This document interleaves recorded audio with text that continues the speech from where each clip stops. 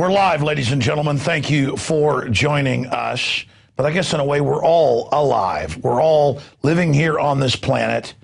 And what matters is what we do today will affect this planet, this solar system, this galaxy, this universe forever. It is a moment of forever, kind of like the title of the Willie Nelson album came out 3 or 4 years ago. It is Monday, November 7th, 2011. And we have got several very informative guests. We've got Liz Retzig joining us. We've also got Adam Kokesh coming on. And they're going to be breaking down the incredible crime of people drinking raw milk, producing raw milk, and a lot more. And I think I'm going to bring up 9/11 truth to Adam because I've never really gotten his real position on that and several other issues. Now that they claim the Iraq war is drawing to an end.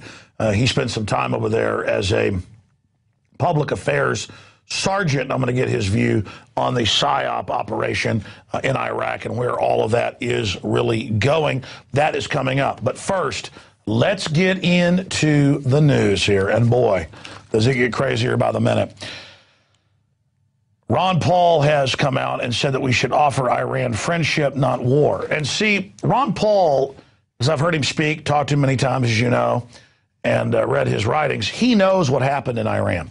He knows the U.S. and England threw out a government that was pro-USA and put in the Shah, and then actually put in the current group of mullahs that are there today. That's what Iran-Contra was all about as well.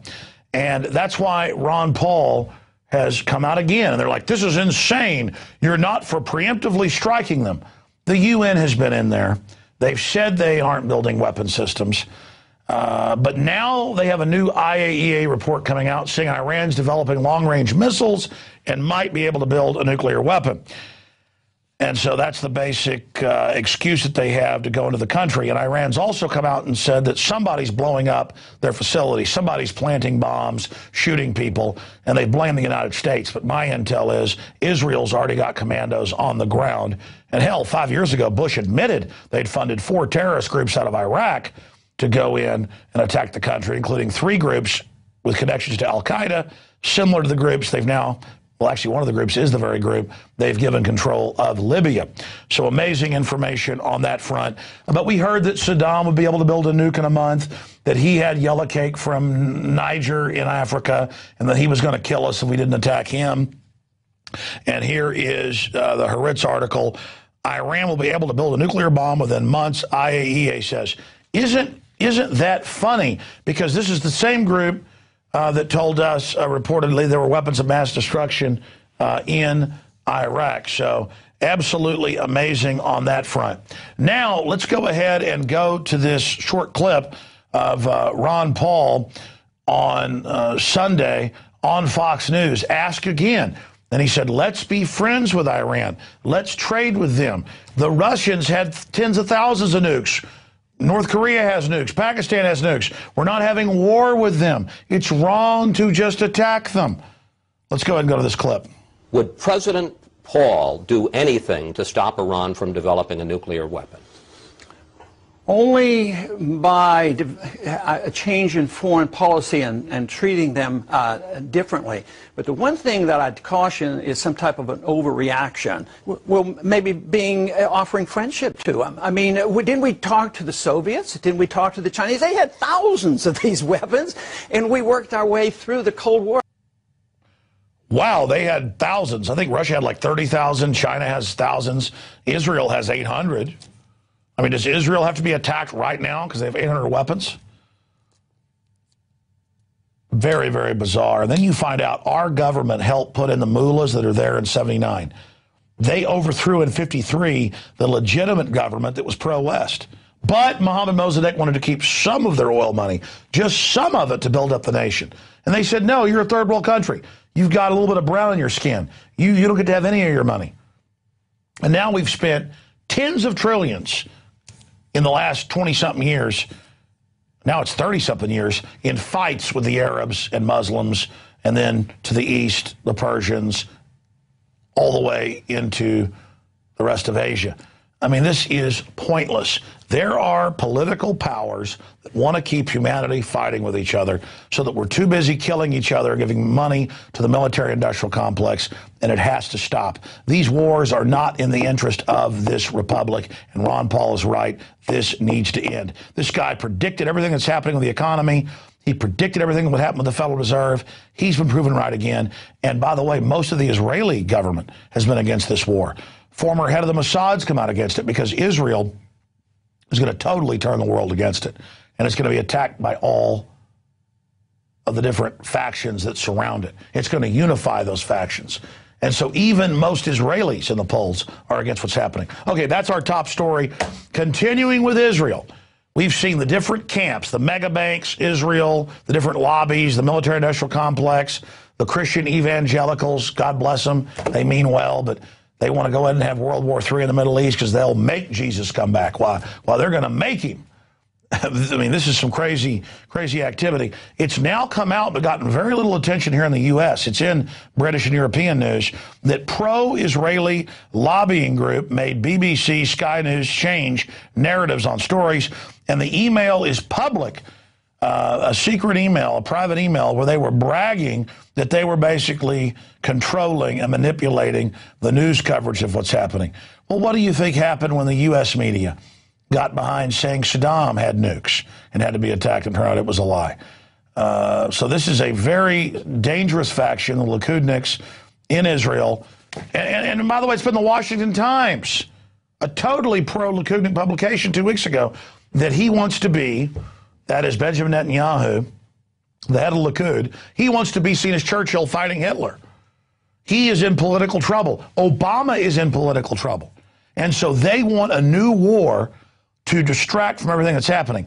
One good thing about the Herman Cain's news coming up in a few minutes, even though it's a red herring and looks like just a political weapon, is that it's giving the government a distraction right now so they don't start the war in Iran. Because Obama and the globalists have flatlined. They have almost zero support. What tiny bit of support they have is eroding quickly. And so this is when governments launch wars to distract the public, and that's the big danger. Ahead of a widely expected Israeli-led attack on Iran, funny, 3 weeks ago when I first raised this, I was the kook, but now it's widely expected, and they publicly say they're about to strike. We can still stop it. If we stop it, we'll be demonized for stopping it, but that's okay. Oh, it never existed. There was never a threat if we do stop it. And we'll get no credit if Israel does strike it, and does strike Iran for being right, but it doesn't matter. It's not our job to be patted on the head. You're actually attacked when you're right. Nobody cares about these media whores always caught being wrong, because that doesn't affect things. It's being right that's dangerous. Ahead of a widely expected Israeli-led attack on Iran, Britain-Israel Communications and Research Center, an elitist pro-Israel lobbying firm, I would say pro-Likudnik, has been caught briefing the British mainstream media on how to present news items related to Israel, bragging in a leaked email how BBC and Sky News editors changed their narrative on stories after meeting with the BICOM representatives. And then it goes on with other groups doing this in the past. But the point is, the mainstream media is becoming less and less pertinent and less relevant because people know what's happening. Now, shifting gears to what's happening domestically here in the United States. Until the new floodplains were rewritten a few years ago, around a third of the nation was in a FEMA floodplain. Now more than half of it is. And all over the country, they make around half the population pay the government for insurance in the floodplain. Now, in some areas, they're putting people 150, 200 feet above the lake in this floodplain. It should be you bought the property. If your house gets destroyed, it's uninsurable, whatever. Just like swim at your own risk. But now, it turns out powerful corporate interests have signed deals with the government to snatch the property around waterways. Here's the headline. Missouri residents upset by order to move lake homes, some of which have been there 30 years to 50 years, in some cases 80 years. Wow. It says here, first it's 30, then it's 50, then it's 80. They are 80 years. And this is what scares me. I've got friends and family that have houses that are out on Lake Travis, and they're over 100 feet above the lake high level. There's no record of water ever going up there. And FEMA's saying, doesn't matter, pay us $10,000 a year in insurance. You pay it to the government. I mean, what a scam. What a screw job. And the level of tyranny you will live under is the exact level you put up with. Of course they made a deal 12 years ago to secretly steal the pension funds of dead and dying military, because the big insurance companies are the big mega banks. Bank of America and others have been caught taking houses that they never even owned. They just take them, and the judges are bought and paid for, and they give them to them. These are criminal groups. And now they're saying, you know what? Used to, the feds couldn't be in your state because of states' rights, and the state made the rules on property rights, the people, the legislature. But a few decades ago, they said, you know, we want to expand floodplains because folks get flooded sometimes, and so we're going to make you buy insurance from us. Now, a few years ago, it's, you know what, we're going to raise the level to basically the top of Mount Everest. You can't have a house, okay, because it might flood, you know, once every 16 trillion years. And then it expands out from that point. And they say, you know what, listen, you little pieces of garbage, we're just going to not let you have a lake house, period. But by the way, they're coming in and saying, we did order that you've got to be out of here within 1 year, but turns out you could pay us a bunch of cash and take care of it. You're like, well, you're the government, I guess. I'll bend right over right here for you. There is no end to this. Not in Germany, not in Russia, not in China, not in Cuba. Every country where you learn to bend over to government, there's going to be people in government that are going to want to service you in a painful way. And it's time to become aware of this. Your home is your castle under English common law, under common sense, and so many other cultures. And they're going to take, well, my God, half the country's in a floodplain. I mean, these people are not going to stop, ladies and gentlemen. They're ordering thousands of homeowners just in one Ozark stretch to get off their property. Get ready. There's no end to what these bankers will do. Now, here's another article. We've had this for years in Austin. But Rahm Emanuel, Mr. Goldman Sachs, Mr. Banker, Mr. Well, I mean, his daddy ran the Irgun terrorist organization in England. He's actually an Israeli military officer. But side issue, I mean, I'd be mad if he was a Russian military officer or a Mexican military officer, or whatever it is. I'm just getting a little bit tired of it. Rahm Emanuel, who has got even bigger black circles around his eyes than I do, a guy that looks like he's with the Joker or something, like one of the Joker's henchmen, he's come out and he's saying, for the minorest of infractions, the smallest, we're gonna double the fines. And in here it says, we're gonna go from $600 to $1,200 if your grass hasn't been cut, or if you haven't trimmed your trees, and we're going to decide. But the big bankers, they can steal tens of trillions and get away with it. Very, very scary. And, of course, he took over for the Irish mob boss, Mr. Daley, whose daddy had been one of the most famous mob bosses in history. And I'm sick of it. I'm tired of the Irish mob. I'm tired of the Israeli mob. I'm tired of the Italian mob. I'm tired of the German mob, the Mexican mafia, the whatever, the Japanese mafia, the Chinese mafia. I'm sick of it. They all operate the same. And they all think we're here to be bent over a barrel. Now we got the FEMA mafia. We got the Dixie mafia. We got the good old boy mafia.